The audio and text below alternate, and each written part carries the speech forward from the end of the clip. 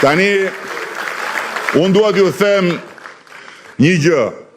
Nëse doni dini se për çfarë ka nevojë Shqipëria në 11 maj, duhet thjesht dhe vetëm të qëndroni një moment edhe të bëni vetëm historikun e thjesht tuaj dhe të familjes tuaj. Të ktheheni një moment mbrapa dhe të kujtoni kur u nisët nga Shqipëria dhe të merrni pak minuta për të gjithë kapitujt e jetës këtu. Qoftë ata që sot janë këtu dhe ishin ata që morën iniciativën kur u nisën, qoftë ata që ishin të vegjël kur erdhën këtu me prindërit e tyre dhe sot janë të rritur dhe kanë fëmijët e tyre, të gjithë kanë parë momente të rrugës ku vështirësitë, ku poshtrimet kanë qenë të patregueshme dhe ku për të ardhur në ditën që fqinjve tuaj rreth e rrotull, juve t'u thoni mirëmëngjes kur ju thonë mirëmëngjes dhe mos ju thoni asgjë kur nuk ju thonë mirëmëngjes,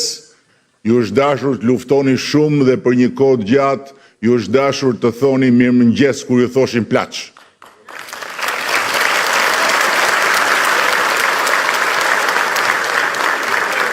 Dhe sot ju të gjithë i jeni imponuar këtij vendi, ju të gjithë jeni imponuar lagjes, ju të gjithë jeni imponuar rrugës, ju të gjithë jeni imponuar atij këndit ku hyni e dilni çdo ditë bashkë me fëmijët tuaj dhe ku përshëndesni në mëngjes fqinjët grek apo ku i thoni natën e mirë atyre, sepse sot ju keni arritur që të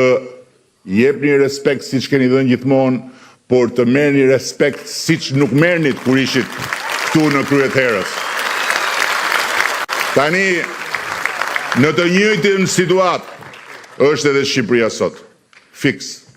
I ka kaluar Shqipëria të gjitha këto. I ka parë dhe i ka vuajtur të gjitha këto. Falë edhe faktit që ka pasur në krye njerëz të cilët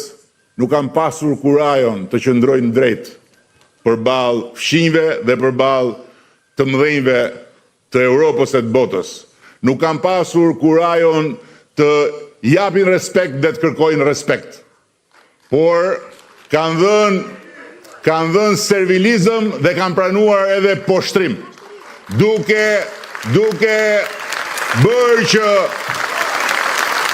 bërë që të huajt të na shikojnë si përfaqësues të një shteti që nuk meriton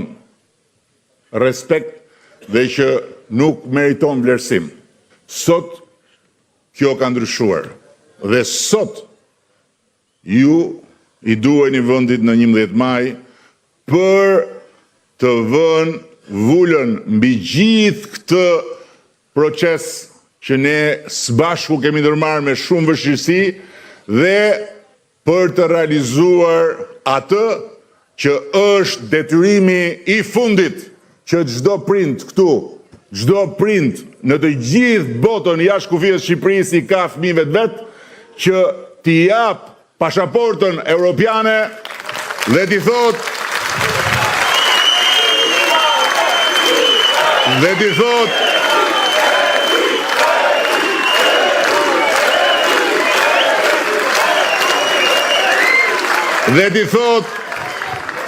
mësoj gjuhën greke,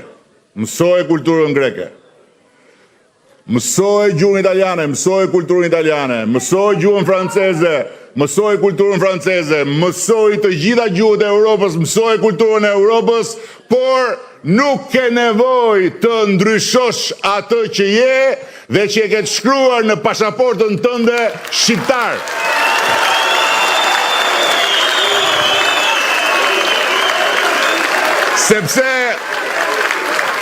Sepse me këtë pasaport që unë jo tëm, të bëra të mundur duke u bashkuar me Edi Rama dhe me Partinë Socialiste në 11 majin e 2025-s, ti ke mundësi të qëndrosh këtu të shkosh në çdo vend që do të Europës dhe të respektohesh si europian i barabartë mes europianësh.